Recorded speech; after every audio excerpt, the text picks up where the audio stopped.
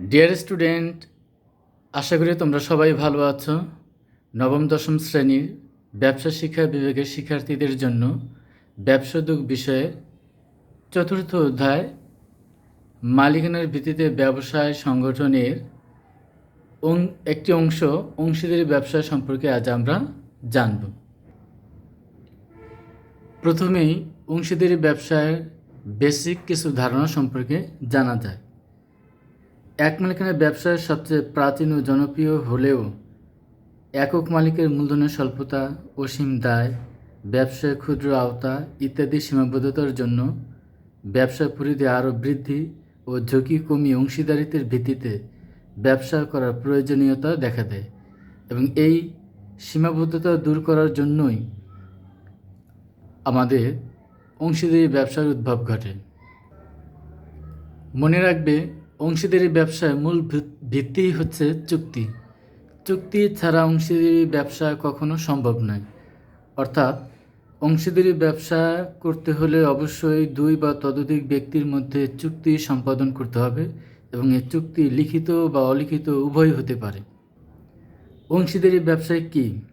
সাধারণত দুই বা ততোধিক ব্যক্তি স্বেচ্ছায় মিলিত হয়ে অংশীদারি চুক্তির ভিত্তিতে যে ব্যবসা গঠন করে তাকে অংশীদারি ব্যবসা বলে। আমাদের দেশে 1932 সালে অংশীদারি আইন অনুযায়ী সর্বনিম্ন 2 জন এবং সর্বোচ্চ 20 জন অংশীদার মিলে অংশীদারি ব্যবসা গঠন করে।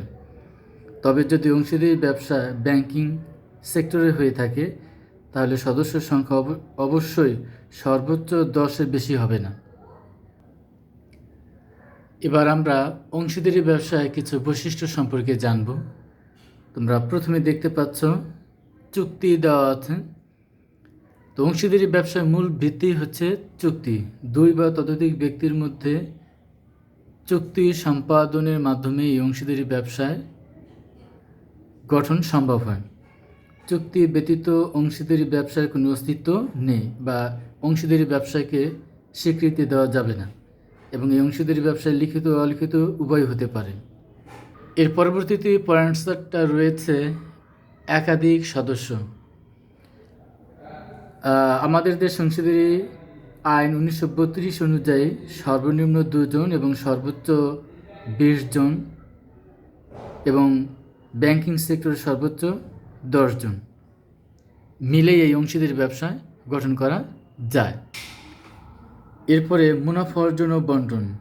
অংশীদারি ব্যবসায় মুখ্য উদ্দেশ্য হলো মুনাফা অর্জন এবং তার নিজেদের মধ্যে বন্টনের উদ্দেশ্য না নিয়ে ব্যবসা আরম্ভ করলে তাকে অংশীদারি ব্যবসা বলা যাবে না।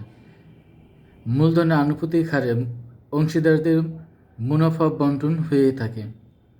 চুক্তিপত্রে কিছু বলা না থাকলে প্রত্যেক অংশীদার সমহারে মুনাফা পেয়ে থাকেন। এরপরে আছে পারস্পরিক আস্থা ও বিশ্বাস। অংশীদারদের পারস্পরিক আস্থা ও বিশ্বাস এই ব্যবসার জন্য অতি গুরুত্বপূর্ণ। আস্থা ও বিশ্বাস না থাকলে এই ব্যবসার সফলতা অর্জন সম্ভব নয়। তাই অংশীদারি আইন অনুযায়ী অংশীদারের মধ্যকার চুক্তিকে পরম সদ্বিশ্বাস এবং চুক্তি ও তাদের সম্পর্ককে চূড়ান্ত সদ্বিশ্বাসের সম্পর্ক বলা হয়। অর্থাৎ যেহেতু এখানে অনেক সদস্য থাকে এবং এই সদস্যের ভিতরে যদি পারস্পরিক আস্থা ও বিশ্বাস না থাকে এই অংশীদারি ব্যবসা কিছুতেই চালিয়ে যাওয়া সম্ভব নয়। অসীম দায়। এক মালিকানার ব্যবসার মতো অংশীদারি ব্যবসায় অংশীদারদের দায় অসীম। তারা সকলে বা তাদের পক্ষ হতে একজন ব্যবসা পরিচালনা করে বলে তাদের মধ্যে প্রতিনিধিত্ব সম্পর্ক গড়ে ওঠে। ফলে ব্যবসা সংক্রান্ত কোনো কাজের জন্য সকল অংশীদার অসীম দায় বহন করতে বাধ্য। এমনকি একজন বাদে অন্য অংশীদারগণ ঋণ পরিশোধে অক্ষম হলে সমস্ত ঋণ পরিশোধে সক্ষম অংশীদারকে একাই পরিশোধ করতে হয়। সীমিত মূলধন। এক মালিকানা থেকে অংশীদারি ব্যবসায়ের মূলধন বেশি হলেও কোম্পানি ব্যবসায় থেকে অংশীদারি ব্যবসায় মূলধনের পরিমাণ কম হয়ে থাকে। এই ব্যবসার সদস্য সংখ্যাও সীমিত। স্বাধীন সত্তার অভাব ও অংশীদারদের অসীম দায়ের কারণে এই ব্যবসায় নানা রকম সীমাবদ্ধতার মধ্যে পরিচালিত হয়। ফলে বৃহদায়ন ব্যবসা পর্যায়ে উন্নতি করতে তা পরিচালনা করা সম্ভব হয় না।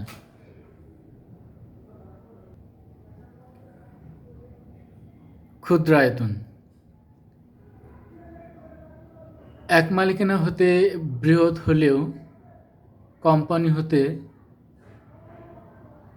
অংশীদারি ব্যবসার আয়তন ছোট হয়ে থাকে, তাই খুব বেশি সম্প্রসারণ করা অংশীদারদের পক্ষে সম্ভব হয় না।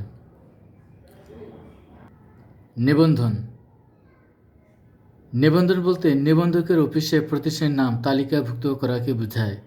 আইন অনুযায়ী এই ব্যবসায় নিবন্ধন বাধ্যতামূলক নয়, তবে নিবন্ধিত অংশীদারি ব্যবসায় অনিবন্ধিত ব্যবসায় অপেক্ষা কিছু অতিরিক্ত সুবিধা ভোগ করে। এজন্য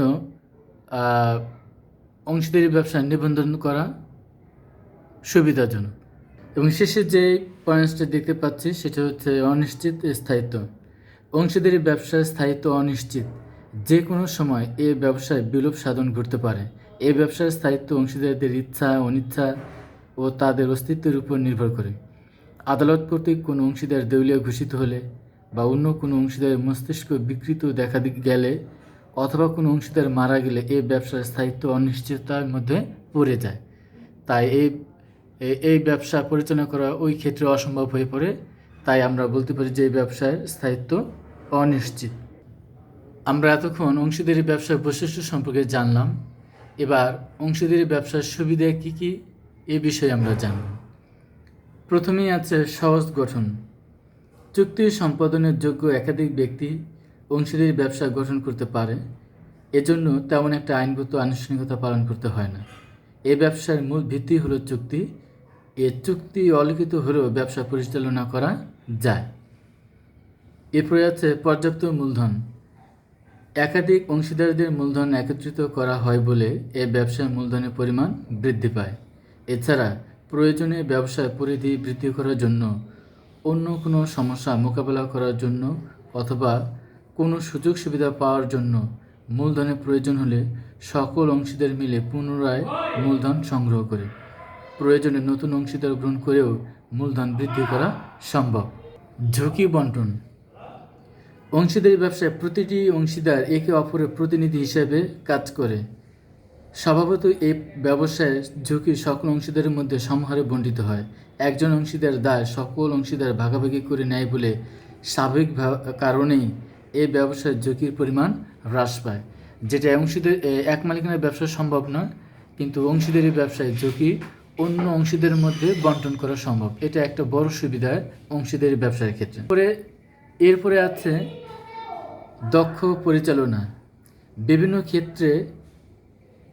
বিভিন্ন ক্ষেত্র হতে দক্ষ অভিজ্ঞ ব্যক্তিরা সাধারণত এই ব্যবসা গঠন করে থাকে।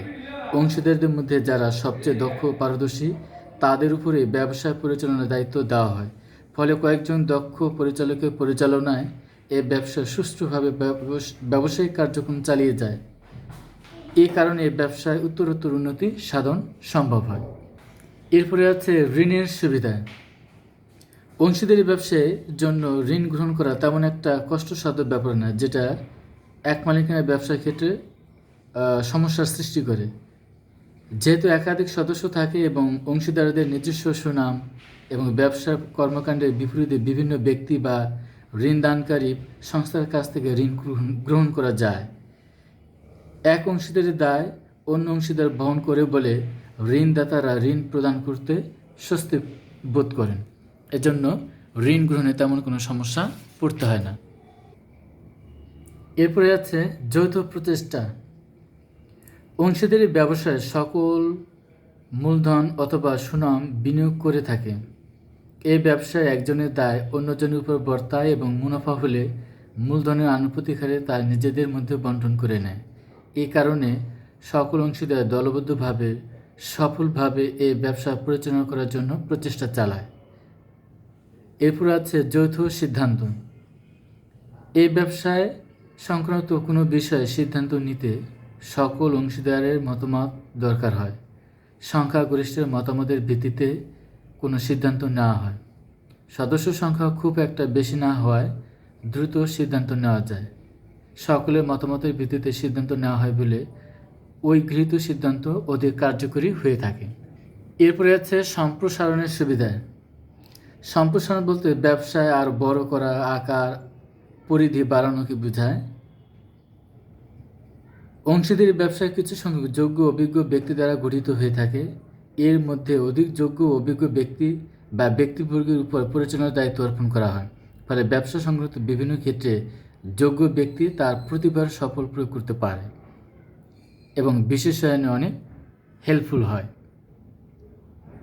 এরপর আছে নমনীয়তা। নমনীয়তা বলতে প্রয়োজন অনুযায়ী সিদ্ধান্ত পরিবর্ধন করাকে বোঝায়। অংশীদারি ব্যবসায় সদস্য সংখ্যা একাধিক থাকলেও 20 জন অধিক হতে পারে না। সুতরাং সদস্য সংখ্যা তুলনামূলকভাবে কম থাকায় তাদের মধ্যে সার্বক্ষণিক সবসময় একটা যোগাযোগ থেকে থাকে। ফলে যে কোনো বিষয়ে দ্রুত সিদ্ধান্ত গ্রহণ করা সম্ভব হয়। দ্রুত সিদ্ধান্ত গ্রহণ করা যায় বলে সহজে এই ব্যবসায় পরিবর্ধন বা সংকোচন করা যায়। সর্বশেষ যে পয়েন্ট রয়েছে সেটা হচ্ছে আইনের ঝামেলা মুক্ত। অংশীদারি ব্যবসা গঠন করতে তেমন একটা আইনগত আনুষ্ঠানিকতা পালন করতে হয় না।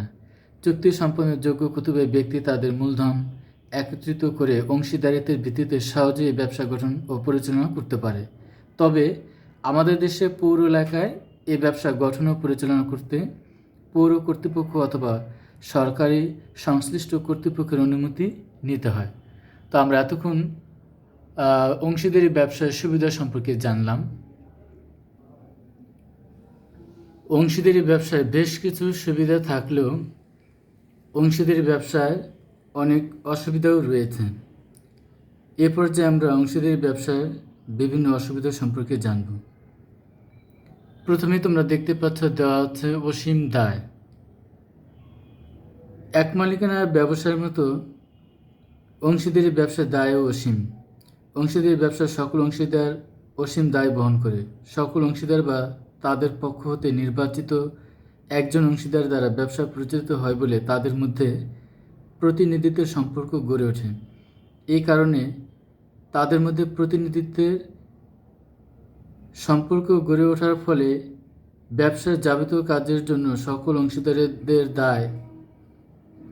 অসীম দায় বহন করতে বাধ্য থাকে। এমনকি একজন সদস্য ছাড়া অন্য অংশীদারগণ ঋণ পরিশোধে অক্ষম হলে ঋণ পরিশোধে সক্ষম অংশীদারকে সমস্ত ঋণ পরিশোধ করতে বাধ্য করা হয় বা বাধ্য থাকে। এরপরে আছে অনিশ্চিত স্থায়িত্ব। এই ব্যবসার স্থায়িত্ব সবসময় অনিশ্চিত। যে কোনো কারণে যে কোনো সময় এই ব্যবসায় বিলোপ ঘটতে পারে। অংশীদারদের ইচ্ছা অনিচ্ছার উপরে ব্যবসার স্থায়িত্ব নির্ভর করে। কোনো অংশীদার আদালত কর্তৃক দেউলিয়া ঘোষিত হলে, কোনো অংশীদারের মৃত্যু হলে, কোনো অংশীদারের মস্তিষ্ক বিকৃত হলে অথবা কোনো বিশেষ ঘটনার পরিপ্রেক্ষিতে এ ব্যবসায় বিলোপ ঘটতে পারে। এরপর আছে অদক্ষ ব্যবস্থাপনা। এ ব্যবসার অন্যতম প্রধান সমস্যা হলো এর অদক্ষ ব্যবস্থাপনা। একাধিক পরিচালকের উপস্থিতি, পরিচালনায় জটিলতা, দ্রুত সিদ্ধান্ত গ্রহণে অসুবিধা, বিভিন্ন অংশীদারদের ভিন্ন ভিন্ন মত, দায়িত্ব পালনে অনীহা, অসচেতনতা, অদক্ষতা ইত্যাদি কারণে ব্যবসায় ব্যবস্থাপনা তেমন একটা দক্ষ হয়ে ওঠে না। এরপর আছে অধিক ঝুঁকি। অসীম দায়ের কারণে ব্যবসা পরিচালনা করতে অংশীদারগণ অধিক ঝুঁকি অনুভব করে। ফলে অনেকেই ব্যবসা গঠন করতে চায় না। বিভিন্ন অংশীদারের অযোগ্যতা, অদক্ষতা, কাজের প্রতি অনীহা এই ব্যবসার ঝুঁকি বাড়িয়ে দেয়। এছাড়া ব্যক্তিগত বৈশিষ্ট্য প্রদর্শনের ব্যবস্থা না থাকায় অংশীদারগণ তাদের যোগ্যতার সফল চর্চা করে না। স্বল্প সদস্য। একাধিক সদস্য থাকলেও এই ব্যবসার সদস্য সংখ্যা সীমাবদ্ধ। সদস্য সংখ্যা সীমাবদ্ধ হওয়ার কারণে এই ব্যবসার মূলধনের পরিমাণও সীমিত হয়ে থাকে। বাংলাদেশে প্রচলিত 1994 সালের কোম্পানি আইনের 4 ধারায় বলা হয়েছে, সাধারণ অংশীদার ব্যবসার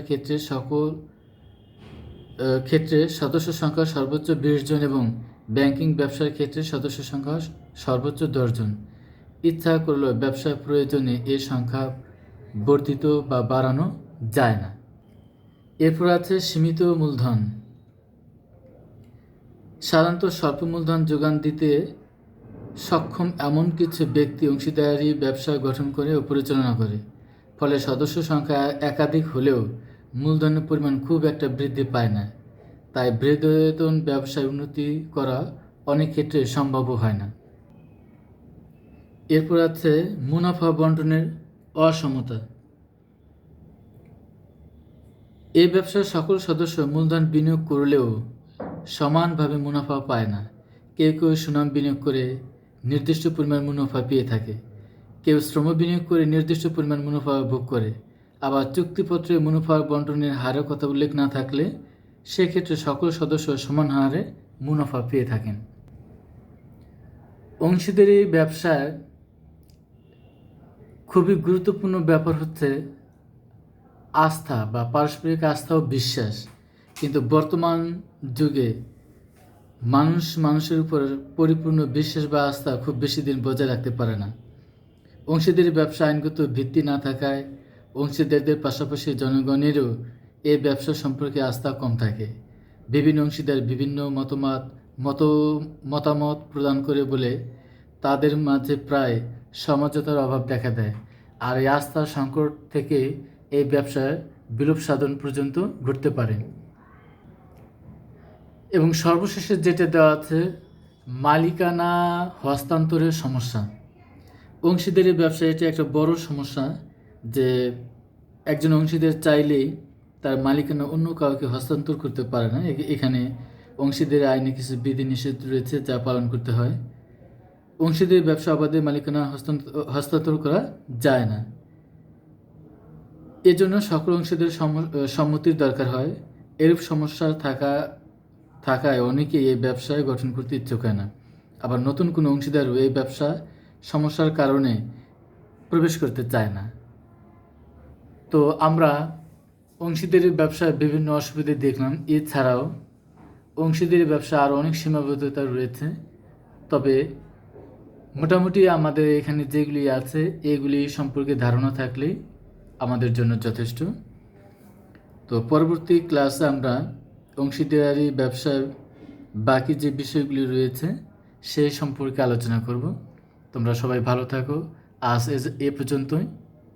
টেক কেয়ার।